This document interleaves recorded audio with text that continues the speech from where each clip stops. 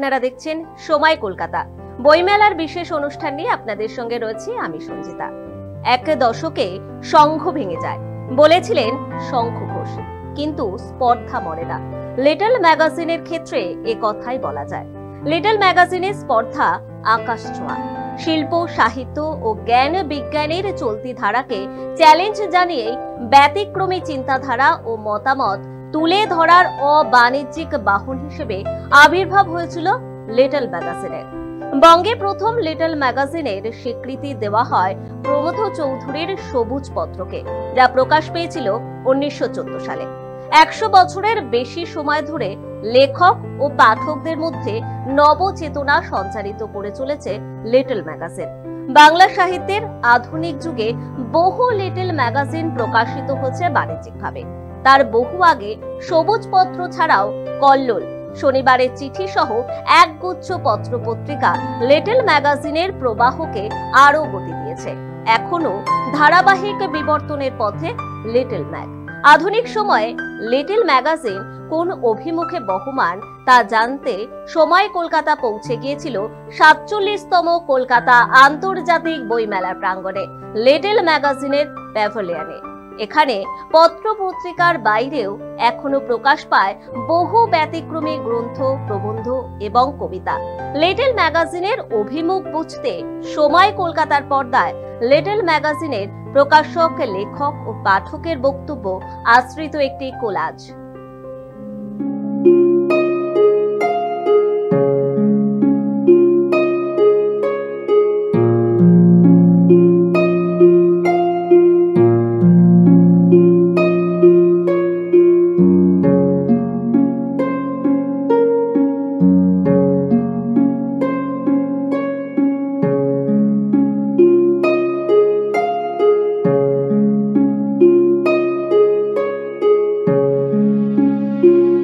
বুদ্ধদেব বসু লিখেছেন, এক রকমের পত্রিকা আছে যা আমরা রেলগাড়িতে সময় কাটাবার জন্য কিনি, আর গন্তব্য স্টেশনে নামার সময় ইচ্ছে করে গাড়িতে ফেলে যায়। যদি না কোনো সতর্ক সহযাত্রী সেটি আবার আমাদের হাতে তুলে দিয়ে বাধিত ও বিব্রত করেন।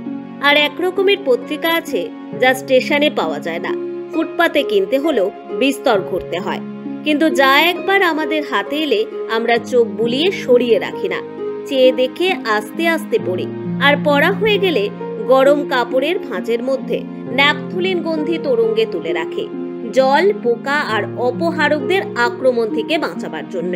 বুদ্ধদেব বসুর এই উদ্ধৃতির মধ্যে লুকিয়ে আছে লিটল ম্যাগাজিনের স্পর্ধা, যা আকাশ স্পর্শ করে, যার কারণ খুঁজে পেতে সাহায্য করে আধুনিক প্রজন্মের কবির ব্যাখ্যা।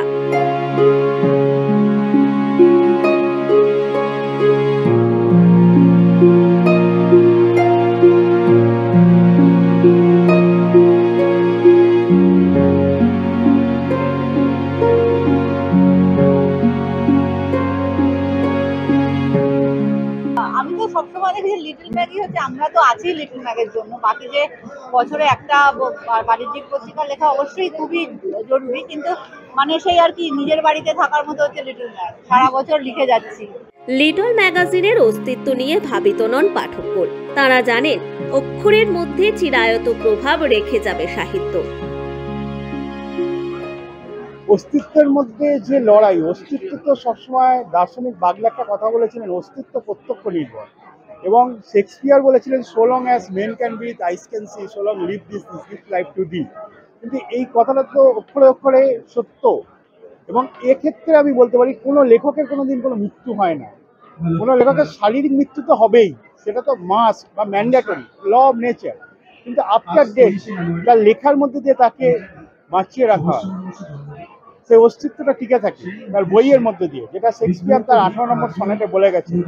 এবং সেক্ষেত্রে আমি সবসময় বলতে পারি, একজন লেখক বা একজন গবেষক তার কাজের মধ্যে দিয়ে তাকে কোনো পাঠক পাঠিকার কাছে, বেশিরভাগ পাঠক পাঠিকার কাছে তারা জেগে ওঠে, রিভাইভ হয়ে ওঠে যত দিন যায়, নতুন নতুন কাজকর্মের মধ্যে দিয়ে। এবং আজকে আমরা 2024-এ যে আমরা দাঁড়িয়ে আছি বইমেলায়, 2024-এর বইমেলা থেকে আমরা দেখতে পাচ্ছি যে আজকে জীবনানন্দ দাশ নেই, কিন্তু জীবনানন্দ দাশের বিভিন্ন কাজকর্মের মধ্যে দিয়ে, গবেষণার মধ্যে দিয়ে আমরা তাকে পাচ্ছি এবং তাকে আমরা জাগিয়ে তুলছি। কিন্তু কোন সালে চলে গেছে, হ্যাঁ, তার পরবর্তীকালে যে অস্তিত্ববান এবং জীবনানন্দের যারা গবেষক আছেন তারা যে পাগলের মতো খুঁজে বেড়ায় আজকে এই বইমেলার জন্য, বইমেলার দিকে দ্রুত বেগে ধাবিত হয়ে আসা, পৃথিবীর নানা প্রান্ত থেকে, গ্রামে গঞ্জ থেকে যে ছুটে আসছে সেই বইয়ের অস্তিত্বের জন্যই, তার লেখার অস্তিত্বের জন্য।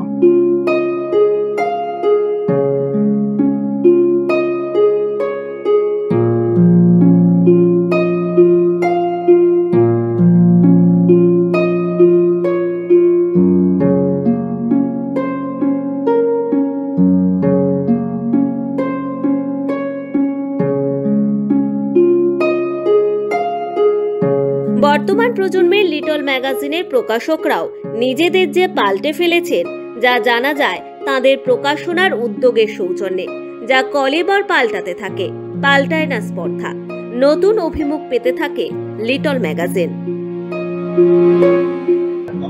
আমরা হলাম শব্দ কলকাতা পাবলিশিং হাউস।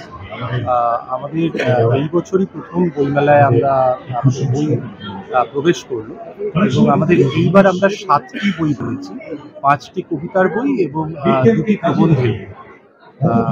তো আমরা চেষ্টা করেছি যে সব রকমের স্বাদ রাখতে এবং কবিদের সঙ্গে অনেকদিন আগের থেকে আলোচনার মধ্যে দিয়ে এই প্রত্যেকটা বই তৈরি হয়েছে। কিন্তু আপনাদের বিখ্যাত কবিদের তো আমি প্রচুর বই দেখতে পাচ্ছি, হ্যাঁ, সুমন গুণ, চৈতালি চট্টোপাধ্যায়, প্রতীতি বসু রায়, প্রত্যেকের লেখা আছে।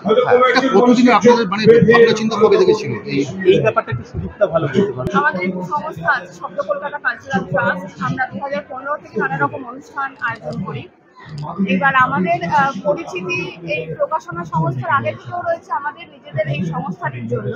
তো শব্দ কলকাতা কবিতা নির্ভর প্রচুর অনুষ্ঠান আয়োজন করে আসছে এবং সেটা অনলাইনে হচ্ছে। ধারাবাহিকভাবে অনুষ্ঠান আমরা কোভিড যখন শুরু হয়েছে তখন শুরু হয়ে গেছে। আমাদের প্রায় প্রতি মাসে 3 থেকে 4টি নিয়মিত অনুষ্ঠান হচ্ছে।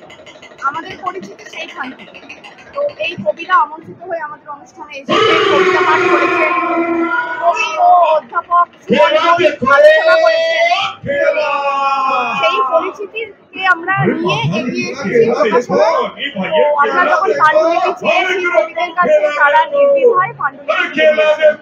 এই পুরো কাজটা শুরু হয়েছে গত বছর জুলাই মাসের শেষে আমি কলকাতায় এসেছি। তারপর থেকে শুরু হয়েছে পাণ্ডুলিপি দেওয়া, কথা বলা, শিল্পীদের সঙ্গে আলোচনা করা।